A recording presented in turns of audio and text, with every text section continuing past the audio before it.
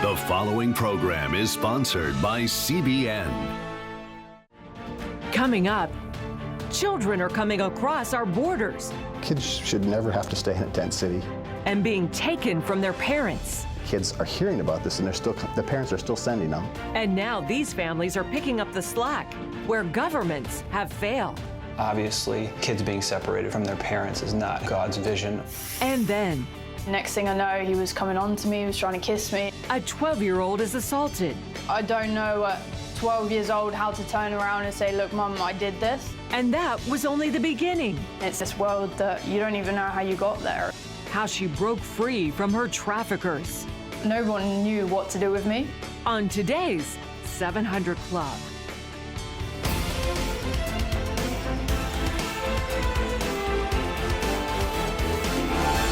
Well, welcome, folks, to this edition of the 700 Club. The weather people tell us it's going to be the most frigid Thanksgiving ever. People in New York, people in Boston, people in Massachusetts, Maine, Rhode Island. It's going to be really, really cold. And that, what do they call it, the clippers coming in from the polar regions is going to be cold. But down here it's balmy. Everybody needs to come to Virginia Beach, the garden center of the world. By the way, my producer was on the phone and said, "Did you see the game?" And the answer was, unfortunately, I didn't, because I watch college football and I didn't see the pro game. They set a record in scoring. Unbelievable. Did you see it? I didn't see it either. I heard about it, though. I don't even know how you do that. I don't either. Over 100 points. Unbelievable. I mean, these guys are supposed to have good defense, but they didn't have very much. Okay.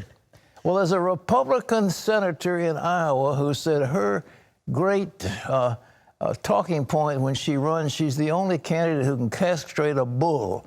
Well, that's nice, because that's what she said she could do. And she's now the first Republican woman in the leadership in the Senate next year. Iowa's Joni Ernst is going to tell CBN about, well, it's about time the women have a role. Wonder if that could start a trend. I don't know. Yeah. Anyway. Don't castrate any more bulls, please. Enough. Enough. Right. Well, Senator Ernst also says if the GOP wants to win in 2020, it needs a new message for women. Abigail Robertson sat down with the senator to get her views on leadership and winning back the women's vote.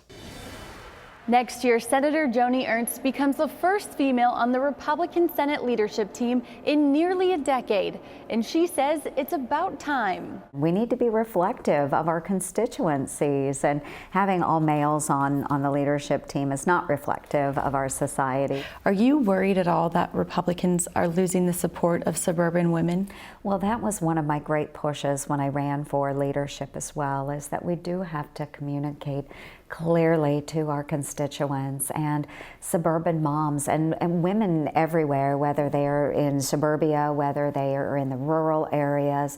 They want to know that we have a strong economy. They want to know that that we are placing our education priorities in the states and with the local school boards and administrators and parents. Ernst tells CBN News while she's not happy the GOP has lost control of the House, she's encouraged by the record numbers of Republican women winning statewide races. We've had a lot of really wonderful accomplishments as conservative women. So in that aspect, we saw great successes in the election cycle, but we need to understand there's some areas we can do better in. How would you describe Senate Republicans' relationship with President Trump in the White House? Well, I get along quite well with the president, and while I don't always agree with the president, I always respect our president. He has a very difficult job, and so I think that's the challenge that many Republicans see, is that sometimes he may differ a little bit on the issues. Okay, that's all right. How do we come together and work on those priorities for the president? One of those priorities will be confirming presidential nominees, including a new attorney general. I admire Jeff Sessions very much. I admire him, and I think he did a great job for our president. But it is up now to the president to make that decision on who should be a permanent replacement for Jeff Sessions. And we will, as the Senate, provide advice and consent, and we'll do the best we can. Ernst says things will be very different with Democrats controlling the House. She hopes both parties can work together on infrastructure and address issues with the Affordable Care Act during the next 2 years. Reporting from Capitol Hill, Abigail Robertson, CBN News. Well, a tremendous senator. Congratulations, Senator Ernst. You're going to do a good job. And I forget, was she a party whip or something? I mean, just doing great. Well, in other news, one of the strongest women leaders in the Democratic Party is facing an uphill battle to reclaim her position as Speaker of the House. John Jessup has more on that. That's right, Pat. A mounting challenge to Nancy Pelosi. 16 Democrats released a letter Monday opposing her bid for Speaker. The 78-year-old Pelosi is seeking to regain the post she held from 2007 to 2011 as the first female House Speaker. Her opponents say it's time for a newer, younger voice to lead their caucus. On CBN's Faith Nation program, Chief Political Analyst David Brody said the numbers may be against Pelosi now, but no one should count her out. If you do the math, she can only lose 14 Democrats at this point. 16 are on the letter. If that stands, she wouldn't be Speaker. Having said that, no one expects necessarily these 16 Democrats, just because they're on the letter saying they won't vote for Pelosi now, doesn't mean come January that she won't be Speaker of the House. Things have a way of working themselves out here in Washington. So far, no other Democrat has announced a run for Speaker. Well, a federal judge blocked President Trump's executive order barring asylum hearings to immigrants who enter the country illegally. The order requires asylum seekers to make their claim at one of the 26 official points of entry on the southern border or face immediate deportation. A San Francisco-based U.S. district judge issued a temporary restraining order blocking enforcement of the policy. And Pat, no doubt the administration will likely file an appeal here. Well, I'm sure they will. But, you know, ladies and gentlemen, I said it before, there's got to be a change in this. I mean, how many? We've got 50 different states. We've got all these federal judges in these districts, and they're appointed by the president. And suddenly these guys are making rulings to stop the person who was elected by all 50 states, at least by the majority of the Electoral College, to be the president. He's president of the United States, and he's supposed to be the one in charge of all this. They're sure there's a federal law, but there are also laws that give the president the emergency power in the event of some problem, that he can suspend some of these things. It's in the law. And so the president says, I'm suspending some of this because I think there's a danger to our country. And this one little federal judge out there in one little district is making these rulings. We've got to stop this. And you read the Constitution, it's so clear. There's supposed to be one Supreme Court and then such lesser courts as the Congress from time to time will appoint with their jurisdiction and so forth. The Congress has the power to set their jurisdiction, the limits of their authority and so forth. A federal judge does not have power over the entire United States of America. They just don't. And to have to go through the ordeal of taking these appeals to the the Circuit Court, then up to the Supreme Court, go through all those hoops and the thousands of dollars it costs to do it, when these guys should not be allowed to rule beyond the district in which they serve. And it's time for Congress to fix that. They can do it under the Constitution, very simple, with a simple majority. That's all they need. And they can do that because the Constitution gives Congress that power. They ought to make something about it. Now, down to the south of us, there is an evil empire growing, and the Trump administration is doing something about it. John? Pat, the Trump administration might add Venezuela to a list of countries that sponsor terrorism, a list that right now includes Iran, North Korea, Sudan, and Syria. Senator Marco Rubio is leading the effort to designate Venezuela a state sponsor of terror, claiming the South American nation has ties to terrorist groups like Hezbollah in Lebanon. The move would heighten U.S. pressure on Venezuela's socialist government led by Nicolas Maduro. Well, in California, victims of the disastrous wildfires are just trying to survive day to day. Even though many churches were lost in the fires, some are still stepping up to help those in need. Mark Martin has a story. The wildfires burned roughly 2/3 of the churches in Paradise, California to the ground. But even though churches have been hit hard, members are pushing through to help their neighbors in need. The East Avenue Church in Chico now doubles as an emergency shelter, a haven for hundreds who've been displaced by the Camp Fire in Northern California. Blair Manus lived in his Paradise home for nearly 22 years before the wildfire destroyed it. He now calls the East Avenue Church home. A lot of volunteers are on site to support victims like Manus. The people who've walked in here and done an amazing job, not because I've done any of the organizing, but because we just gave them permission to come in and do what they do best. The church not only is providing food and medical help, volunteers are also trying to find those on the missing list. We are cross-referencing every person that we have in our facility with people on that list. And last night, our medical team was actually seeing people one by one, and they actually were successful in identifying 12 people on the list. CBN's Operation Blessing is also on the ground in Northern California, meeting with church leaders and giving grants to churches that are helping victims. Operation Blessing met the lead pastor of Paradise Alliance Church, Josh Gallagher. He told the team how his family barely escaped the campfire, which leveled their home. Gallagher sent his family on to Sacramento, but stayed behind to help other evacuees. Right now, we don't even know where our congregation is. They are literally scattered all over California, surrounding states, and the nation. But we don't even know right now, and that is the heaviest thing that's on our heart. Because we're supposed to be caring for these people, spiritually and physically, and we're not even sure where they are at this point. Gallagher believes the church will be essential to rebuilding the community and is hopeful that Paradise, California can be reborn as church leaders join with city leaders and groups like Operation Blessing come alongside to help. As we were talking with some government officials, they let us know that if this community is going to be rebuilt, the faith community is going to have to lead the charge, because it's within the faith community that people find hope, they find belonging, they find worth. Mark Martin, CBN News. Thanks, Mark. A blast of Arctic air is expected to bring one of the coldest Thanksgivings on record for the northeastern U.S. Temperatures are expected to fall into the 20s, with Boston being the coldest at just 21 degrees. Below freezing air will also descend on New York City, as more than 3 million people are expected to line the streets for the annual Macy's Thanksgiving Day Parade.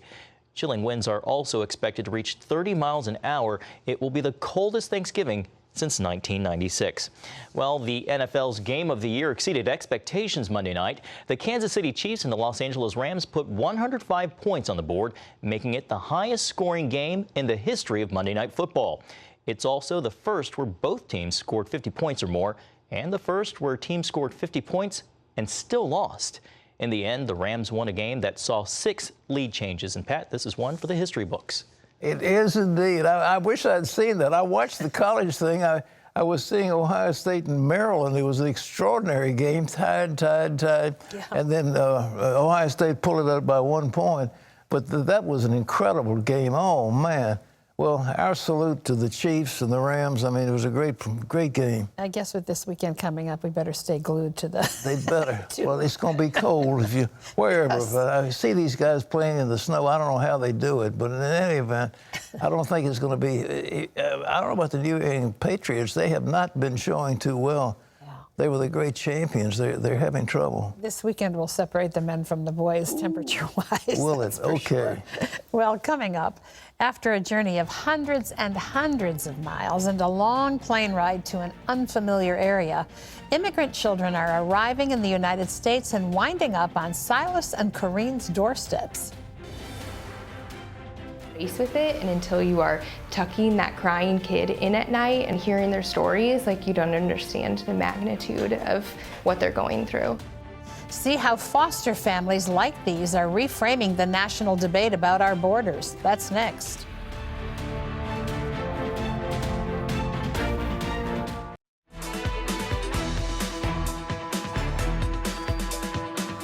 Well, welcome again. You're watching the 700 Club. Delighted to have you with us. Right now, our government is caring for 13,000 immigrant children in federal shelters. Many of these children are placed in massive group facilities that are only able to meet their physical needs. But some have been placed in family foster care. Heather Sells introduces us to 2 couples who are giving those kids love and comfort. And they've asked that their identity be protected for the sake of the children. For the last 2 years, foster parents Silas and Corinne have welcomed immigrant children into their Michigan home. These children often arrive alone at the border, and the government oversees their care while it locates their families. We pick them up from the airport at like midnight. So they're coming to this brand new country, this new state, this new home, people that don't speak their language. Silas and Corinne received their training from Grand Rapids-based Bethany Christian Services. It's become a leading provider of family-based care for immigrant children. For almost 40 years, Bethany has helped kids showing up alone at the border. Then this spring came a new and surprising development. The children began telling their foster parents how they came with their parents and then were taken from them by the government. It was part of the controversial and short-lived zero-tolerance policy. They didn't know that they weren't going to see their parents again in many cases. So these children were separated, they were taken, put in on a bus or an airplane, and they had no idea where they were going or what was happening. Silas and Corinne welcomed 4 children, ages 3 to 9. We saw a lot of trauma, a lot of nightmares, stomach aches, headaches. Adam and Rachel's foster child told her counselor how she saw Honduran police shoot her grandmother. After the girl and her father fled to the U.S., she watched border agents take him away. As a 4-year-old, she just had such a heavy soul from that and from just constantly reliving being torn away from her dad. And so I think what we saw was those 2 traumatic experiences just compounded on a 4-year-old's shoulders. And there was times where, yeah, it would crush her. I was very frustrated watching it play out on the news and seeing both sides of this story, because I think there were a lot of people who also didn't get it. And I think until you are face to face with it, and until you are tucking that crying kid in at night and rubbing their back and laying with them and hearing their stories, like, you don't understand the magnitude of what they're going through. Under the policy, the government took 2,400 children from their parents. Today, almost all are back with family, either in the U.S. or their home country. Still, foster parents are in high demand because of children who come alone to the U.S. Right now, a staggering 13,000 are in federal custody. Bethany can only care for 100, so the government puts many of the kids in emergency facilities. This is a new tent city in Texas where 1,500 youth live while they wait to be reunited with family. Kids should never have to stay in a tent city. Kids should never be apart from their parents. And it just shows you how desperate things are, that kids are hearing about this and the parents are still sending them. We know in this country that children are best cared for in a family setting. That's what we do in our own domestic foster care setting. We don't place thousands of children who are in foster care in one large tent city, where we promote foster homes and foster care placement because we know that's what's best for children. These children are no different. Experts blame government red tape for the high number of immigrant kids still in government custody. One reason, a new rule took effect this year requiring all members of a household taking in children to be fingerprinted.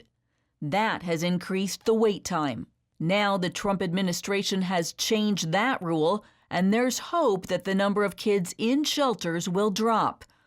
All this at a time that foster parents are recovering from a year they never expected. Obviously, kids being separated from their parents is not God's vision of the world. And so how do we step into the kingdom work that he has for us to solve that? Corinne and Silas marvel at the resiliency displayed by their children and hope they can recover and receive what they need to someday achieve their dreams. One of the little boys we just had, his dream was to be a firefighter or a police officer. So they have these big dreams, and we just hope that they get the opportunity to realize those. Going forward, Bethany hopes to expand its foster program for the children who continue to pour across the border. It also wants their home countries and the U.S. to address the issues that caused their families to flee in the first place. Reporting in Grand Rapids, Heather Sells, CBN News.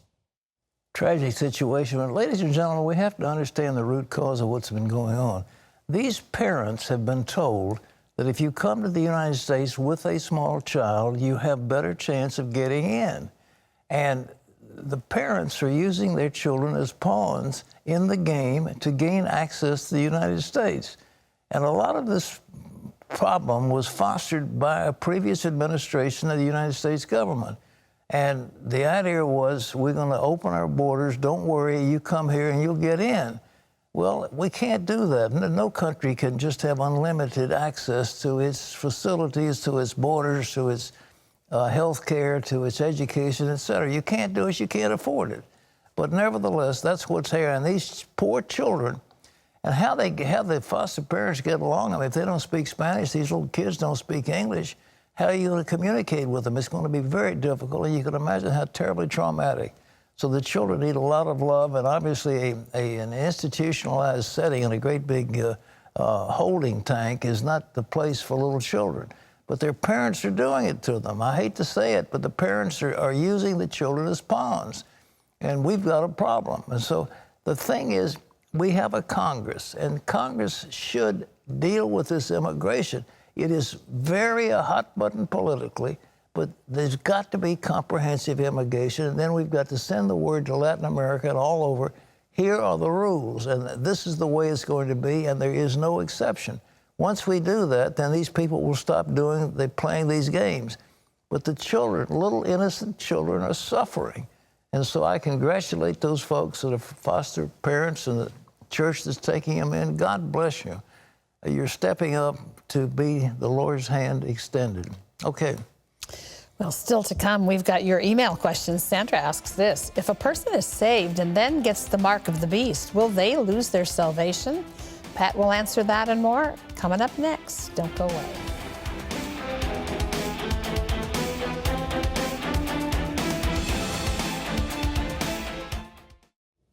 Well, Thursday is all about thankfulness. Friday and Monday, well, getting the best deals, I guess.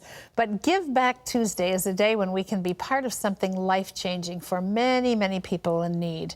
From now through Tuesday, November 27th, CBN partners are going to match your gift dollar for dollar as part of our Give Back Tuesday campaign. That means when you give, your donation will go twice as far, and even more people around the world will receive food, clean water, education, and medical care. So give us a call. Our number is toll-free. It's 1-800-700-7000, or you can log on to cbn.com.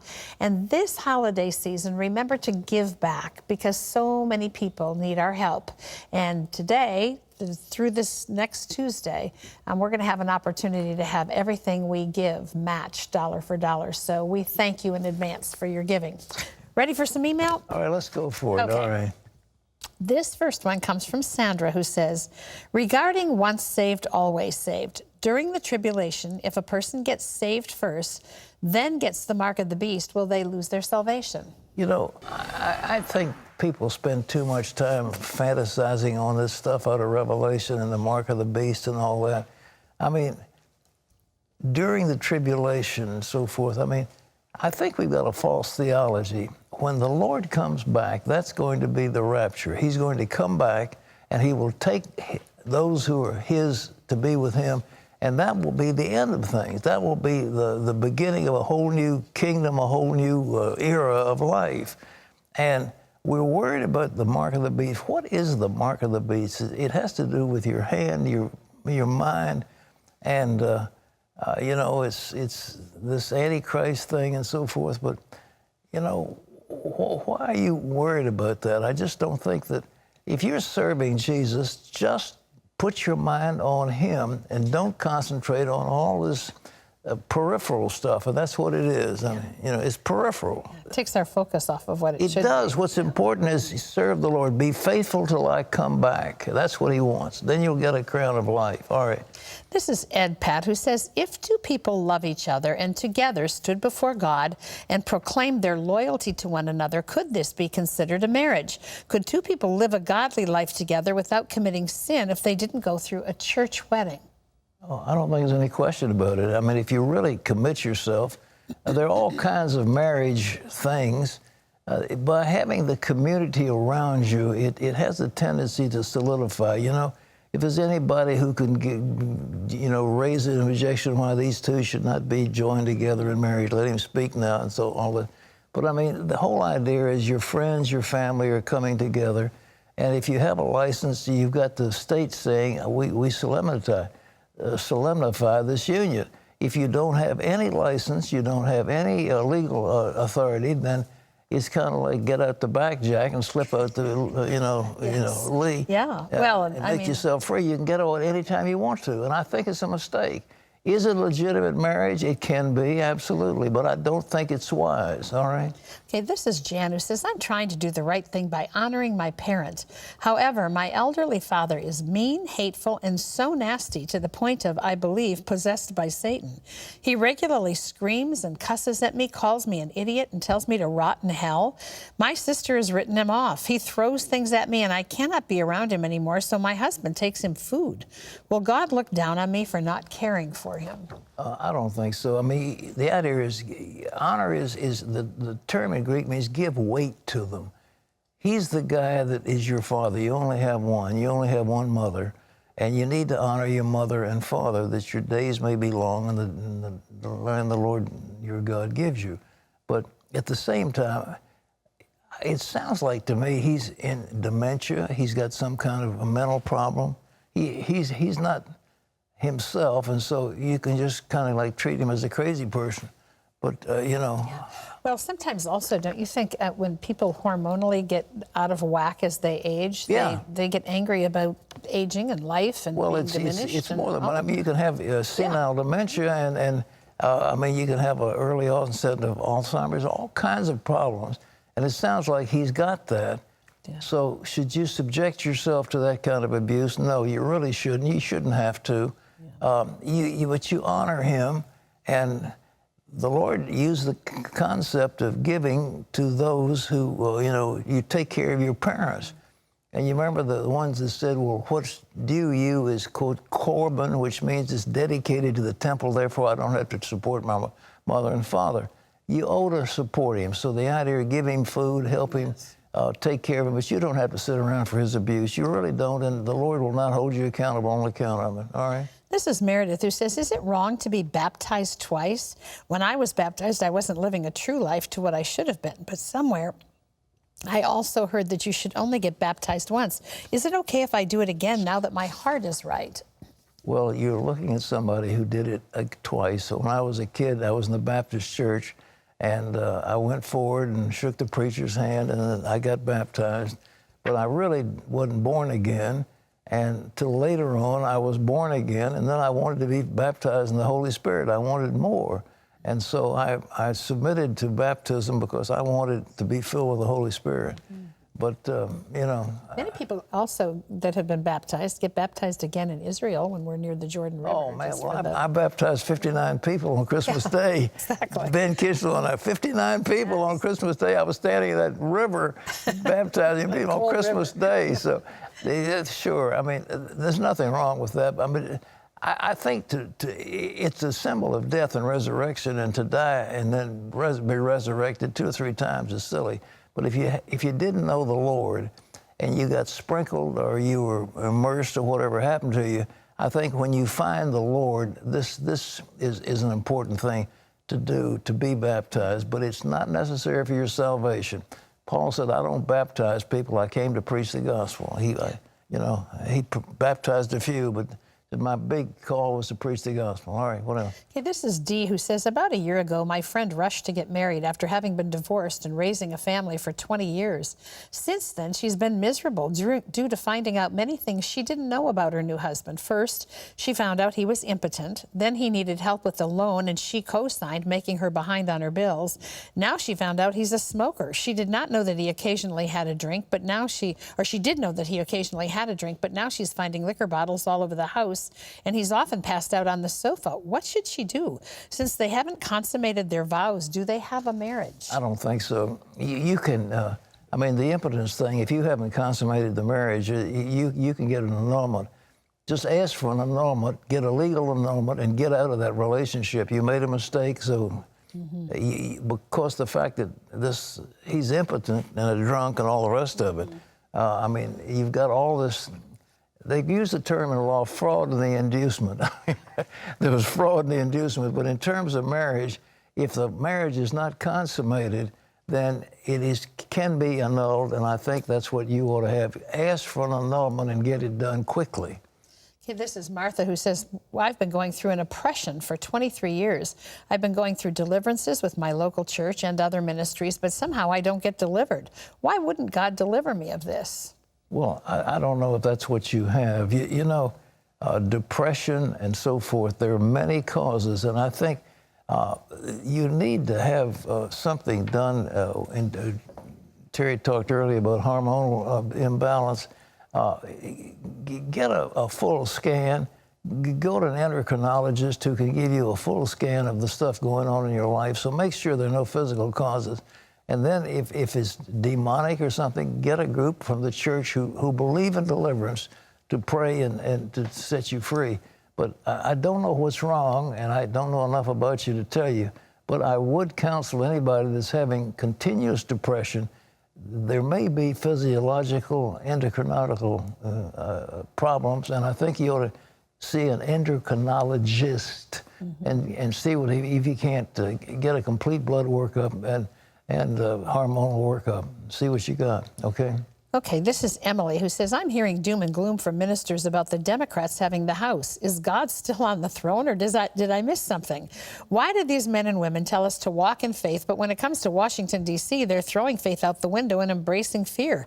I'm curious, what are your thoughts? Well, my thoughts are, for 55 years, I was a Democrat. My father was a Democrat before me.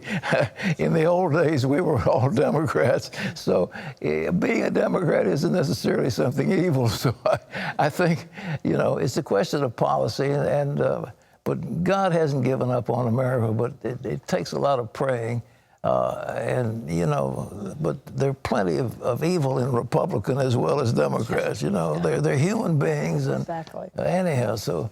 God is on the throne. God's on the throne, and his kingdom will stand. Don't forget it, all right? Well, thanks for your questions. We love hearing from you, and we'll look forward to answering some more the next time.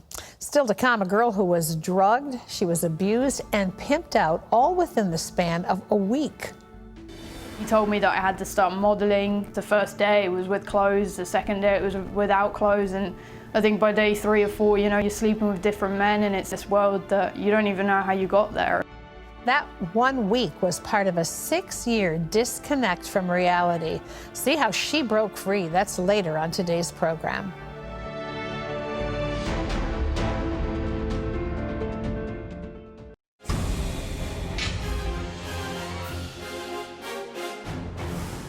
Welcome back to the 700 Club. The Museum of the Bible marked its first anniversary with a big celebration over the weekend. The 430,000 square foot facility showcased more than 40,000 items related to the world's best-selling and most widely read book. In its first year, the museum has welcomed nearly 1 million guests and hosted more than 3,700 group tours. Museum founder Steve Green says he loves to hear when visitors to the nation's capital say the museum is their favorite attraction. Well, a bit of holiday cheer for the president and First Lady Melania Trump receiving the White House Christmas tree Monday. Arriving on a horse-drawn carriage, the 22-year-old Fraser Fur traveled from North Carolina to D.C. It's nearly 20 feet tall and weighs in at 800 pounds. The tree will now be fitted with lights and ornaments, set to be unveiled mid-next week. Well, you can always get the latest from CBN News by going to our website at cbnnews.com. Pat and Terry will be back with more of the 700 Club right after this.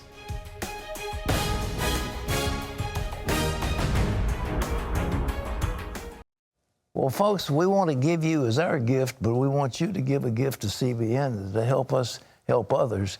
But this is a special Christmas gift, and I'm telling you, this is, talking about a bargain, this is a bargain. Because you're not going to get me acting like Scrooge and Bob Cratchit and all those people very cheap. And this is cheap. Pay for that. You got to pay big bucks for this. I mean, this is $25 for these two. And our team went all over the world to find out where the origin of their Christmas traditions that we have. It's a fabulous DVD. Mine is a audio tape. but it's all there. And you get them both for $25. That's wonderful. And at the same time, have the satisfaction of knowing you're helping others. You're helping others. But I mean, this is incredible. That's right. But I tell you, it was more fun playing Scrooge. I mean, Scrooge is terrific. I mean, you know. Fell into the role. Yeah. Bah humbug. You could do that so easily. It's wonderful. Now you need to lose that before the holiday. I'm the friendly great-grandfather. Okay. There you go. All right. Well, 9-year-old Gabriella and her little brother were nearly starving, and they were scared to stay home alone. But today, they have plenty of food and a safe place to stay, thanks to people like you. For 9-year-old Gabriella, there is only one way to cope with her fear. Each morning, as her mother leaves for work, the little girl literally barricades herself inside her house, locking and then double-checking doors and windows. Why is she so afraid? I thought a man might break in and rob us, kidnap us, and hurt my brother and me. Gabriella's mom has no other choice than to tell the children to lock themselves in the house and don't answer the door. I felt terrible, and I was so afraid for them. I was at work, but I was thinking, will Gabriela and Adrian be okay? And each morning before leaving, she asks God to protect them. But I knew if I didn't go to work, they wouldn't eat. I had to leave them alone. Once Gabriella's mom leaves, the little girl cares for her brother until it's time to eat. Some days there isn't any food left. Watching her brother cry is the hardest thing for this tender-hearted big sister.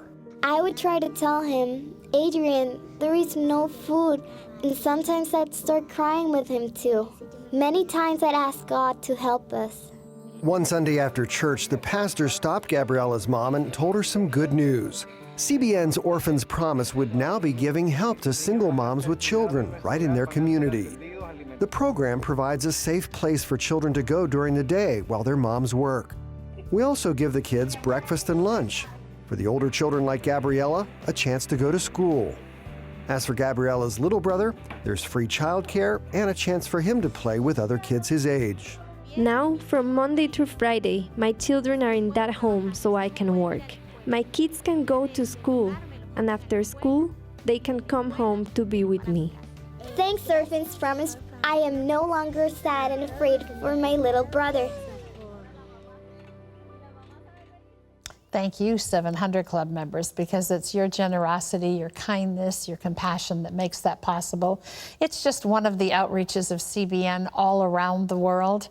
We care about people who are in desperate situations, and we know that God has called us to bring them hope, but also practical provision for whatever their need might be. So when you join the 700 Club, you do all of that and so much more.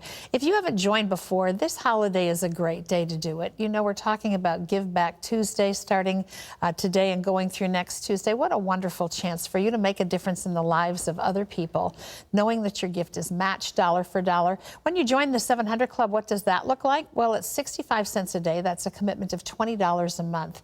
And throughout the year, you can have the satisfaction of knowing you are somewhere in the world making a difference in other people's lives. We want to send you a thank you when you do that. It's Miraculous Blessings. This is Pat's latest teaching. I really love it. It's got some powerful testimonies on it. And of course, he teaches from the Word of God. How do we find ourselves within the realm of being blessed by God? What are some things that we can do to be sure that that blessing is available to us? You want to have this. It's our gift to you. We know it'll be a wonderful addition to your study of the Word. So you call now, will you, and join with the rest of us. Our number's, again, toll free. It's 1-800-700-7000. Well, up next, a teenage girl is forced into the world of sex trafficking. And if she went to the police, they'd kill her babysitter. Stops you from doing anything about it. I think I was so messed up in the head at this point that I didn't know what involvement was my fault anymore. You know, I didn't know if this was all my fault. Hear how she escaped her tormentors and the pain of the past when we return.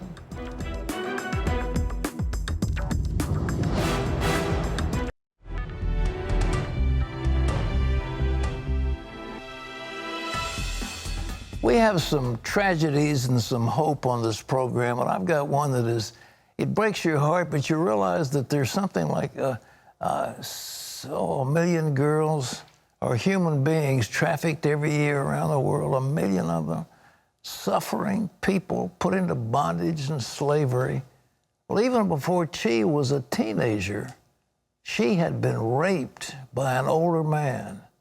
Within 2 years, she was being drugged and sold for sex by traffickers. She felt as if she couldn't tell anyone. Why not? Because they said they'd kill her sister. Well, even worse, she felt it was somehow her own fault. And in her own words, she explains why. Take a look. It was God's fault. He saw all of it and he could have stepped in at any point but didn't. And that for a long time was what I believed. Field hockey was my life. By the time I was 12, I made it onto an adult team in my hometown Oxford in the UK. I was at a party that year with my teammates and I met a man who seemed really friendly. He suggested we go outside to talk. Next thing I know, he was coming on to me, he was trying to kiss me. I became quite standoffish, pushed him away. He started getting a lot more aggressive and it kind of led to rape. I didn't tell anyone, not even my parents. I felt dirty, I felt embarrassed. You start thinking that it was your fault. I don't know at 12 years old how to turn around and say, look, Mum, I did this. Like, what if she doesn't let me play sport anymore? What if I'm not allowed to hang around with those people anymore? My mom was a Christian and had taught me about God, but it seemed to me that he was to blame. I was already so angry. I was already at a point in life where I didn't want to know about some God that loved me and protected me. And, so I never had my own relationship. I poured all my energy into competing and tried to pretend it never happened. Then, just before I turned 13, a man in his 30s struck up a friendship with me. Big brother, cool friends, wanted to be a part of his life. And so I think when he started showing me attention, I started feeling a bit special again and like all the other stuff, was left behind. I didn't realize he had other motives. First, he got me to run drugs for him. And then, when I lost some of his supply, he forced me into his other line of work as a sex trafficker. He told me that I had to start modeling. The first day it was with clothes, the second day it was without clothes, and I think by day 3 or 4, you're sleeping with different men and it's this world that you don't even know how you got there. He and his friends found ways to stop me from going to the police. They walked through my house and held my little sisters who were 6 months old at gunpoint. You have such a fear of that. It stops you, it stops you from doing anything about it. I think I was so messed up in the head at this point that I didn't know what involvement was my fault anymore. I didn't know if this was all my fault. I felt trapped and you just keep going, hoping that at some point, magically, everything's gonna go back to the way it once was. They also forced me to take drugs to make it easier for them to control me. It started off with them kind of feeding me cocaine and I happily took that because quickly I realized that it numbed the pain. But then they would inject me with heroin against my will. I was being trafficked several times a week and no one ever knew. I kept up appearances at school and at home. My parents' marriage was failing and they were busy raising my 4 younger siblings. They thought I was completely focused on my dream of playing pro field hockey. It was my outlet. Everything would build up, build up, build up, and that was my identity and my release. I'd been a sex slave for 6 years and I saw no way out.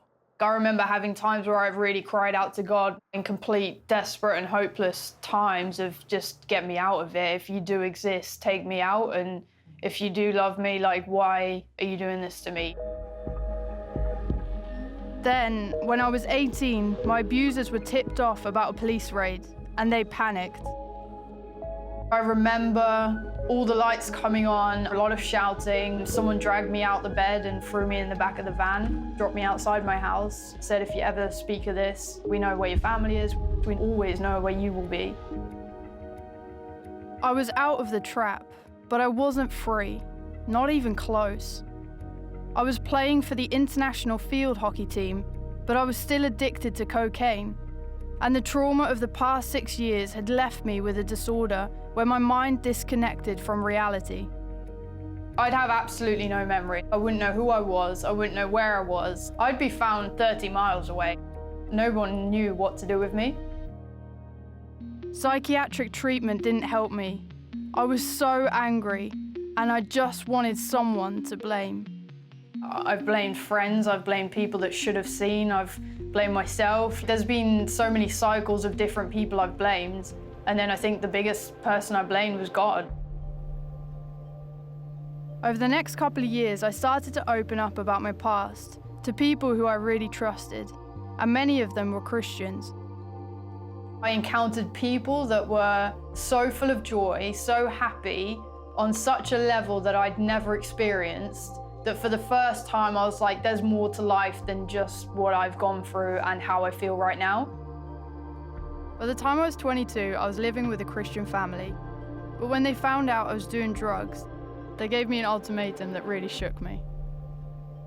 You're either going to Mercy or I'm kicking you out my house. And I think that really, for me, was the point of I need to start turning my life around.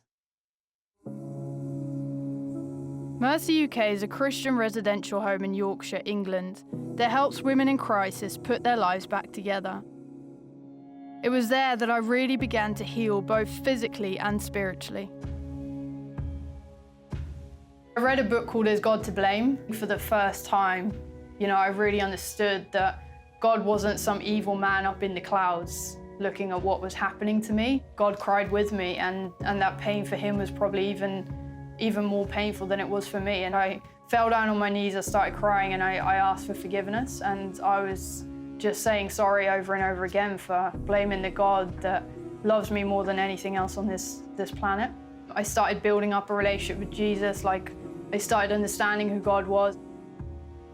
I saw a Christian counselor for the next 3.5 years, and I learned who I really am in Christ.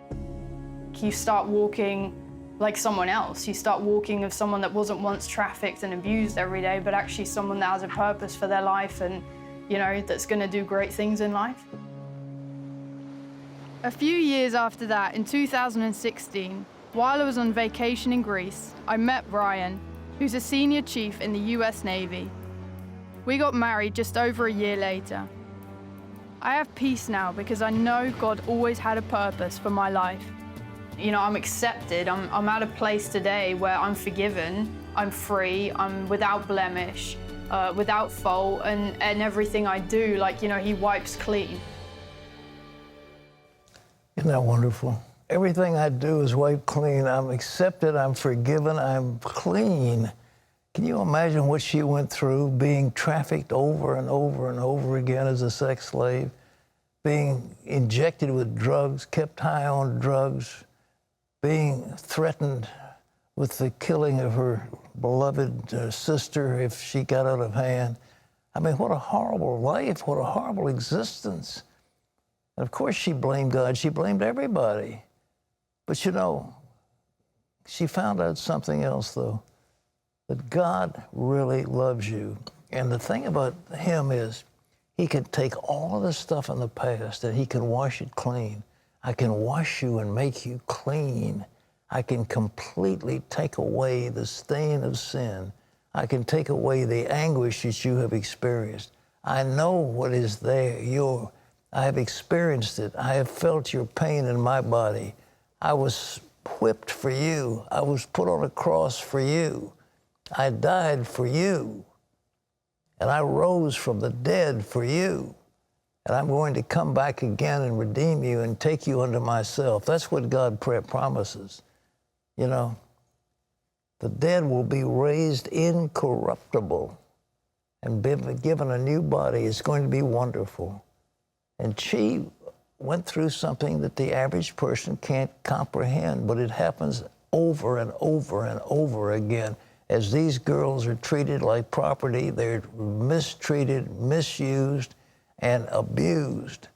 And the Lord cleaned her up. She's married to a lovely man. Everything's fine because God did it. Now, do you want him to fix you? He'll do it. What is your past? Just think of what you've been through, and the Lord will take it away and make you clean. Just pray with me. Just call upon the name of the Lord. Lord Jesus, I give you my heart right now. I surrender to you. Come now, take me, and from this moment on, I'm yours. Thank you, Lord. Well, that's all the time we've got for this program. If you'd give us a call, let us know what you just did. You made that call. I want you to hear from you. And we leave you with today's Power Minute from Psalms. The Lord is your keeper. The Lord is your shade at your right hand. Well, for Terry and all of us, this is Pat Robertson. Thank you for being with us. And I'll see you tomorrow on the 700 Club. God bless you.